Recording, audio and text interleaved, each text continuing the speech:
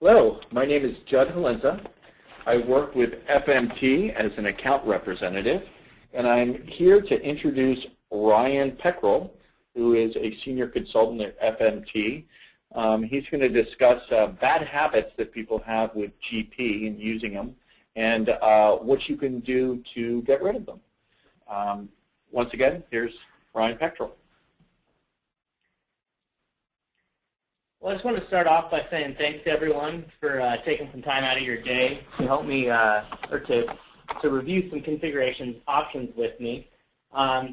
We put this together based on some practices that we've seen throughout many clients, and oftentimes, with the best intentions, clients start using or developing business practices to streamline data entry, and unintentionally they create difficulties for themselves later during your month-end close or during audits. So we wanted to kind of review some of those settings.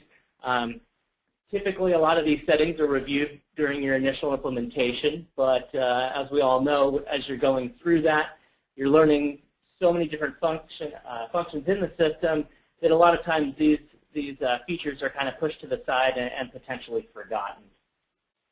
The three main areas we're going to talk about are surrounding the internal controls within the system, making sure that your business processes are efficient as possible, and then tools that are available to aid in any subledger module to GL reconciliations that need to be performed. So the first bad habit that I'd like to talk about is using transactional posting exclusively when entering transactions in the system.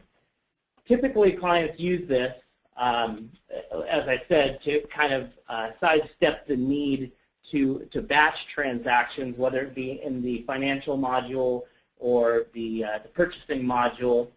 And in some cases, that can kind of create additional work on the back end, so to speak. These settings can be reviewed in the administrative section of the system underneath the posting settings. In the posting setup window, you're going to select the module that you'd like to review, and these settings are then broken down by the different transactions that can be posted within each module. Specifically, I'm talking about this option here to allow transactional posting. And what that does is that allows users to go into the system and, for example, in the financial module, when keying in journal entries,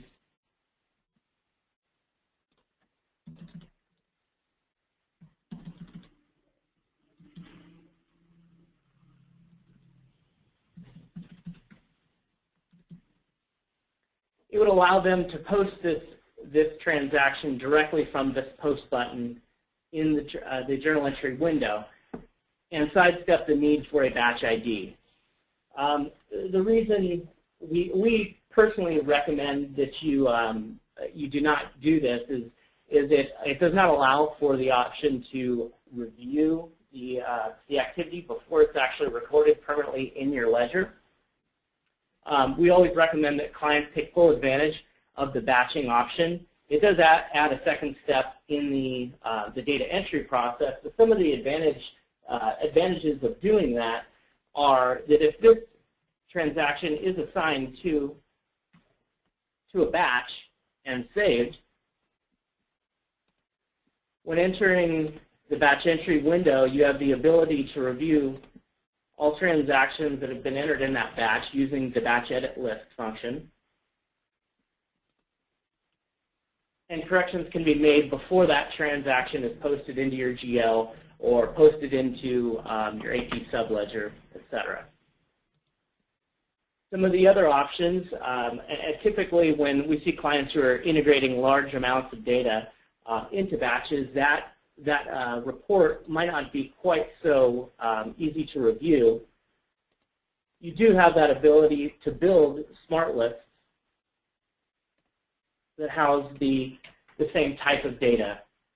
Here I've built a smart list, and using the columns button, I've added the document status, to the additional smart list as well as the batch number. And then I've just gone in here and added restrictions to only show documents that are in a work stage. And I could also add restrictions for a batch or for a specific batch ID.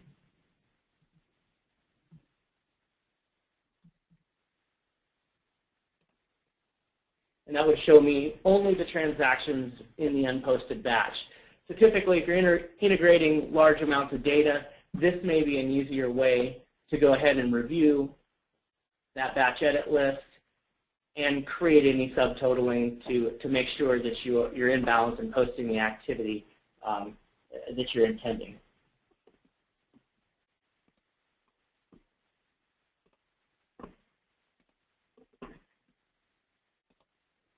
Another option that is available in the system, the bad habit that I would say that clients typically don't use or typically don't take advantage of is some of the approval functionality on certain types of transactions within the system. So from that same posting setup window, you can see here that there's an option.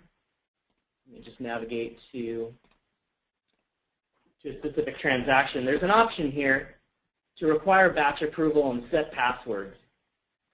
Now, this may add an additional step in some modules, such as in the GL. You might not want to be reviewing every single batch that is being entered by your staff accountants. But in some cases where maybe you've brought on a large amount of staff accountants and you want to have, for a short temporary period, someone review those batches before they're posted into the system, it's very easy to go ahead and activate this and set passwords. FMT's recommendation is to consider taking advantage of this functionality for some of the sensitive transactions that you're entering in your system. In some cases, this would include maybe payroll checks, AP checks, AP manual payments, that sort of thing, so that there's an option there to review the information before it's posted in the system, and thereby cutting down on the transactions that sort of slip by and require the rework of correcting entries and that sort of thing. So what the user experiences when that option is activated, I've gone ahead and I've built a check batch, and I want to go ahead and try to print my check batch. If I went in here and tried to select that check batch that's in an unapproved status, the system is going to prevent me from doing so. In order to approve that batch, all I need to do is go into the batch window. There's an approval checkbox, and I'm just going to go ahead and enter the password to approve the batch. You can see that it records the user ID and the approval date and save that in the batch. Then I would send an email to my AP staff notifying them that the batch has been released for printing, and they would have the ability to go ahead and select the check batch and move forward with the printing of the checks. This approval process, I'm not going to lie to you and tell you that it's the most robust tool in the system, but in certain situations it can be very, very useful. And as you can see, it can be also turned on for a variety of different transaction types within the system. And as I mentioned before, due to the fact that it is very easy to activate, it's very simple to configure it for a short period of time and remove that setting when you're comfortable with not requiring that approval. One of the other enhanced functions, depending on what version of GP you're in, I'm in GP 2013, is that those approval dates and those approver IDs are actually recorded in the GP database. So you can see here I've created a custom smart list that allows me to review These are batches that are sitting in an unposted status that are currently unapproved. Or I can similarly review transactions that have been posted and see who approved them and when that approval was recorded. Now, as you may notice, this is not a smart list that is available out of the box. However, with 2013, it comes with a new function called Smart List Designer. And just to show you how that works in basically 60 seconds or less, you can create custom smart lists based on the out-of-the-box smart lists that are provided by Microsoft. So what I've done is in the bottom section here under Views, we see all of the different smart lists that come pre-configured in your system. By checking off the fields that I want to see, they are added to the custom smart list that I'm building. And I've gone ahead and just added the smart list fields that come out of the box, as well as the approver fields that are recorded in the table, and joined those two tables together so that I can test it to make sure my smart list works. And then I can click OK, and that's deployed to all users that have security to use this function. You can then create different favorites for that custom smart list. And basically, this function is very similar to what was previously a third-party product called Smart List Builder. It does have a little bit less functionality, but it is free when you are upgraded to 2013. So it's very useful in a lot of other instances. Not to get too far off topic there, but wanted to show you kind of as a teaser some of the available functions that can support sort of a little bit better reporting for audits and seeing users who posted the batch, who approved the batch, that sort of thing.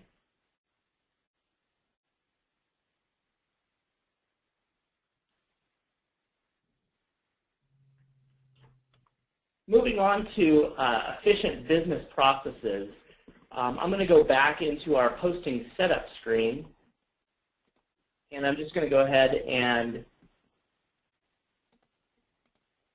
select a transaction. And what I would like to talk about is the settings up here in the left-hand corner, the post to and the post through the GL. Some of you may already know the difference between the two. Some of you may not.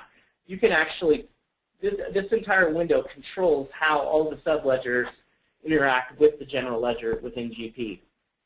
So you can actually, if for some reason you wanted to turn off the subledger posting to the general ledger, you could do that. You could post to or post through.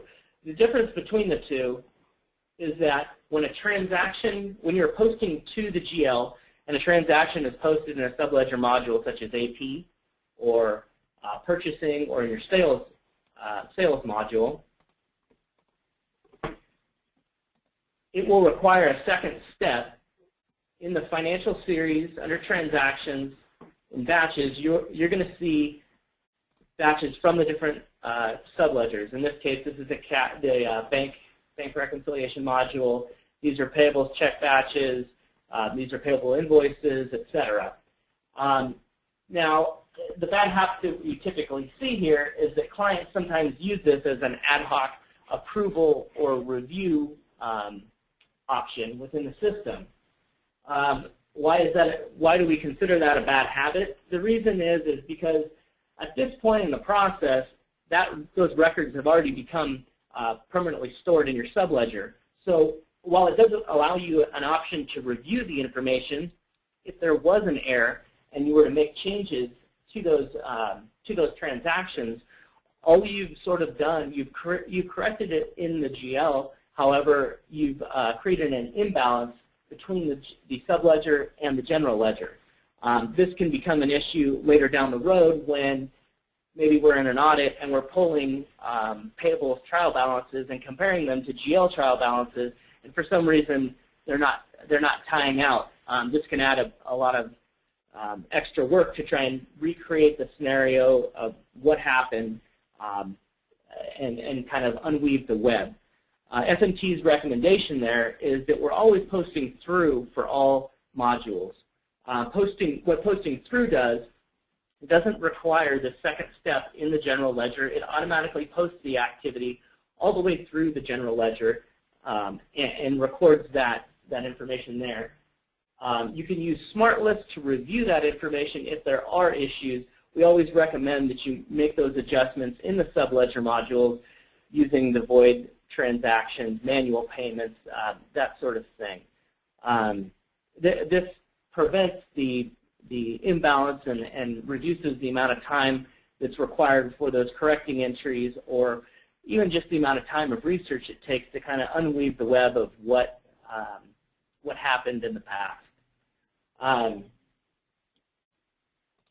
To aid you in actually kind of doing some of that research, you can use the account transaction smart list.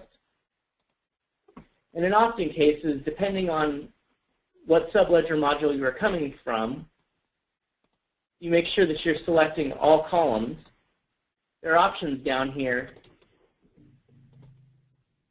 for master ID, master name, originating master ID, originating master name, and some of these other originating transactional information, document number, etc. And if you add these to your smart list, you can actually see for subledger, for example, AP, you can see the vendor ID, the vendor name, as well as document numbers for the transactions that were posted in your subledger. So that can kind of help you connect the information between the two modules. But again, if you're posting through, the likelihood of you having imbalances between the general ledger and the subledger is fairly minimal. Another kind of danger of posting to the GL is it also allows the potential for someone to accidentally delete that batch. If that batch is deleted in the GL, then you have a situation where maybe you have a check batch that's sitting in your AP module. Checks have been released and are clearing the bank, but that activity was never recorded in your general ledger, and that can obviously create some issues down the road.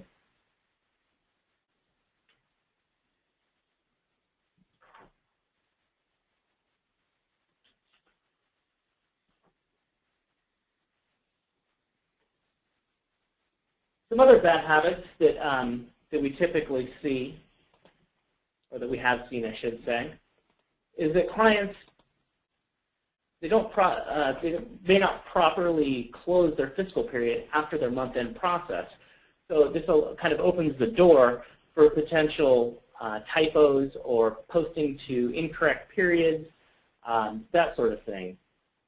To navigate to the fiscal setup periods window, that's in the administrative series under company fiscal period. And what FMT recommends is that you always have all modules and all periods closed except for potentially the current month or possibly the prior month if you're in the middle of a month-end close. This prevents accidental postings and that sort of thing in the system. There is some enhanced features in the system that that a lot of clients necessarily don't take advantage of, and that's under this mass close option. Essentially what it does is it dives down into a little bit lower level of granularity, and instead of closing entire modules for a period, you can dive into those modules, into the individual transactions within those modules, and potentially leave specific transactions open. Now, I know you're sitting there and you're thinking, why would I ever possibly want to do this?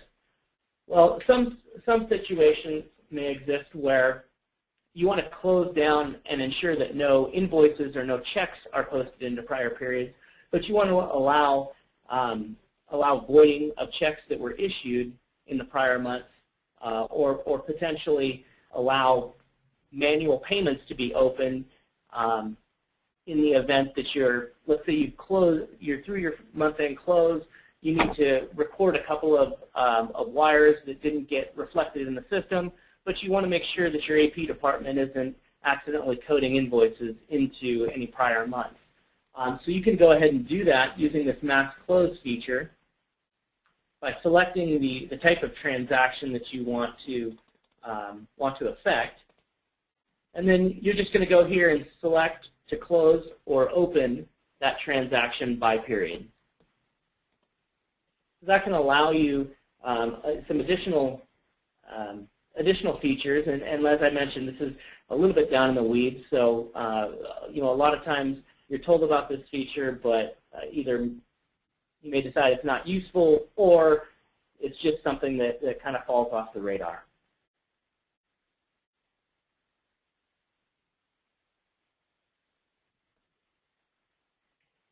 Similarly to closing down your fiscal periods and ensuring that there's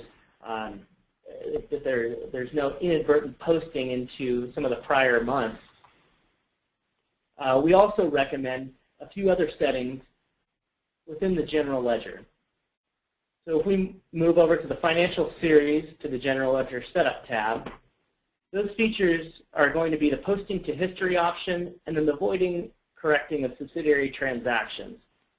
Now, FMT's recommendation is that both of these transactions are always left unchecked. Starting with the first option, posting to history, what that allows is that allows adjustments to be posted to the most recent historical year in the system. What our recommended process is that if the scenario comes up where you need to record audit adjustments, what you would do is you would select this option, move back in to the fiscal period setup window, open up the prior period. In this case, I have them all open, which is probably not recommended. I'm going to open up the period that should be affected. I'll go ahead and into the general ledger, I'm going to go ahead and post my correcting entry.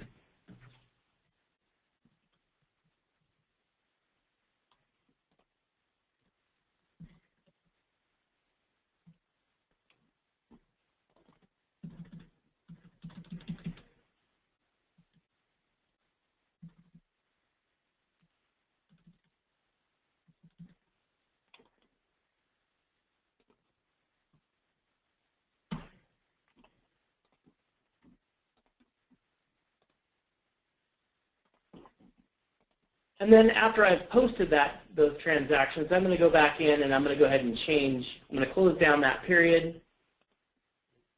And then I'm also going to deselect the posting to history option.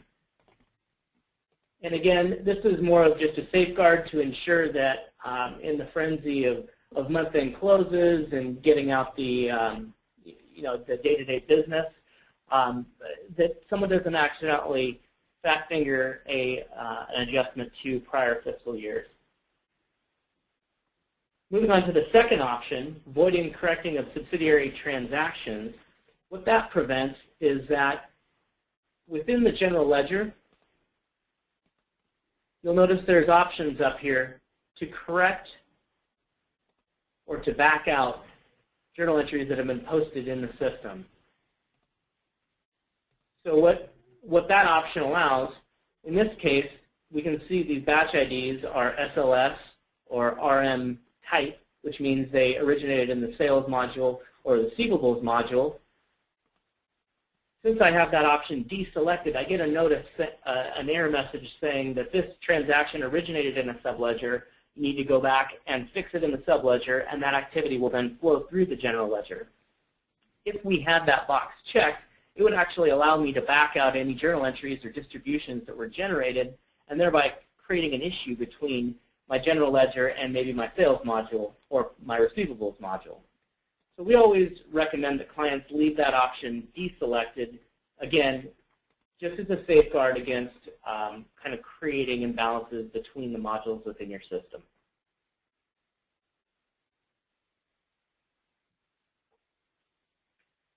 Moving on to some other internal control items. Another bad habit that we've seen in the past has to do with the way clients are configuring what we would recommend to be control accounts. These accounts would be sensitive balance sheet accounts such as AP, AR, cash, inventory, WIP, those sorts of things. What we would recommend is that for the setup of these accounts, there's an option here to allow account entry. What that does is that allows the user to select the account in the distributions window of a subledger, or allows them to code a journal entry directly to that account. By deselecting this option, it only allows information to be posted into those accounts based on system settings or system defaults. So what I mean by that is, let's jump over into the purchasing module.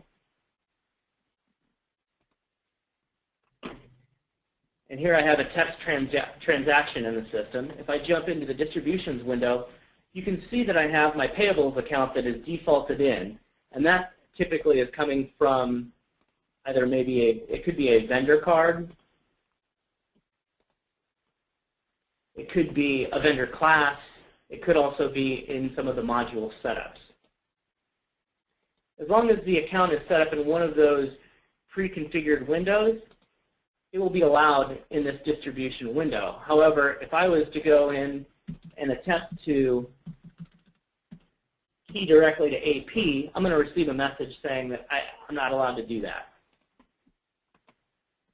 But as I mentioned, it will allow the posting, the auto posting from the system to occur.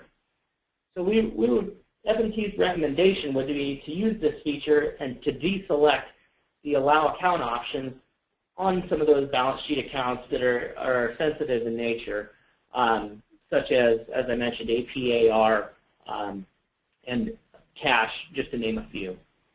What this does is it maintains the integrity of your accounts and prevents, again, inadvertent data entry. Another recommendation for those control accounts, a lot of you may be thinking, well, part of my month-end process is I am doing accruals into those accounts and that sort of thing, so I have to post journal entries into those accounts. Well, our recommended process would be to actually use separate GL accounts to record those accruals. By doing that, not only does it give you additional visibility into the monthly accruals that are posted, meaning that you could run a detailed trial balance on that account, and as long as you're using the distribution reference option, which is located here, when you run a detailed trial balance for that account, you're going to see any detailed information for all the accruals that were recorded in that account. Additionally, it still allows you the option in your financial software, whether that be Management Reporter or FRX or BI360 or Profix or whatever you're using, you can still consolidate those accounts to have consolidated reporting on your financials.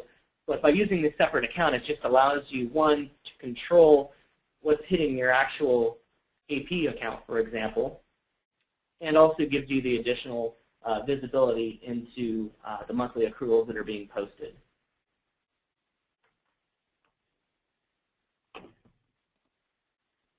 The final bad habit that I want to talk about is not fully taking advantage of some of the tools that are built into the system to aid in reconciling the modules when issues come up. A lot of times clients will use SmartList, which is a very powerful tool, and they're going to use the financial account transaction SmartList to maybe compare that against the purchasing SmartList, let's say, to compare activity and find differences for specific periods. However, depending on what version of GP you're on, there is an option called Reconcile to the GL. What this function is it's essentially an automated process that compares general ledger and subledger transactions. Now, as I mentioned, I'm in 2013 right now, so you can see that I can use this for payables, receivables, inventory, and bank rec. If you're on 2010, you're able to use this for the payables and the receivables module. And what it does is you're going to create a reconciliation for a specific period for one or for many accounts. You're going to specify a location for this file, and you're just going to run process. What this does is this compares the GL transactions to those transactions in the subledger. And in this case, it's not a perfect example, so let me jump back to an example from within the payables module. And what it does is it attempts to match the subledger transactions to the general ledger transactions. You can see there's 3 sections here of unmatched, potentially matched, and matched transactions. And what the system is using are these fields here. It's comparing the general ledger field, the transaction date, against the posting date in the AP module, the originating transaction source against the transaction source, originating control number against the voucher number, etc. And based on this criteria, if none of the fields match, you're going to see that transaction appear in the unmatched section. If only potentially a few of these match in the between the 2 modules, they're going to show up in the potentially matched section. And if all of the criteria match, they're going to show up in the matched section of your spreadsheet. That spreadsheet includes links. So if I go ahead and click on one of those links, it's actually going to drill me back into GP, into that vendor card or that specific document number, so I can review that information.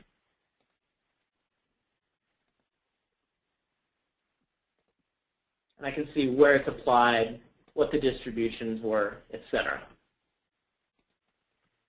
Scenarios where transactions would appear in those 3 different sections would be in an unmatched situation.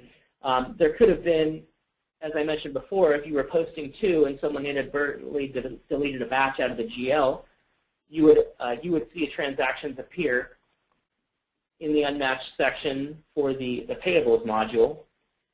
If history had been removed from one of your subledgers, you may see transactions show up unmatched in your general ledger and no corresponding transactions, unmatched transactions showing up in your general ledger and no transactions showing up in your subledger. Situations where potential matches occur is if there was an issue that was caught and a transaction was posted manually into the GL, let's say the posting date, the amount, and the account ties out, but the originating maybe vendor number is not in there and the document number is not in there because it did not originate from the subledger, those transactions are going to pop up in the potentially matched section. And again, if everything matches and ties out, which ideally that's what we're looking for, everything is going to show up in the matched transactions section. So this tool, well, it's not kind of the end-all, be-all and going to do the entire reconciliation for you, it can definitely be a great help in performing those reconciliation functions. So as I mentioned, that's kind of the last bad habit and the last kind of best practice that I have to cover. I just want to thank you for taking some time out of your day to cover this information with me. If you have any additional questions about these features or any other modules within GP, you can feel free to contact either Judd or myself at the emails listed here on the screen.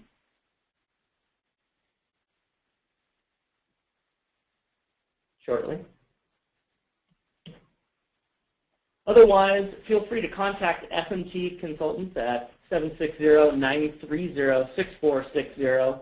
Otherwise, the other option is to visit fmtconsultants.com, and we do have a live chat option that can put you in contact with someone from either our sales or customer care team and get maybe some questions answered or additional information about some of the products within the Dynamics GP product.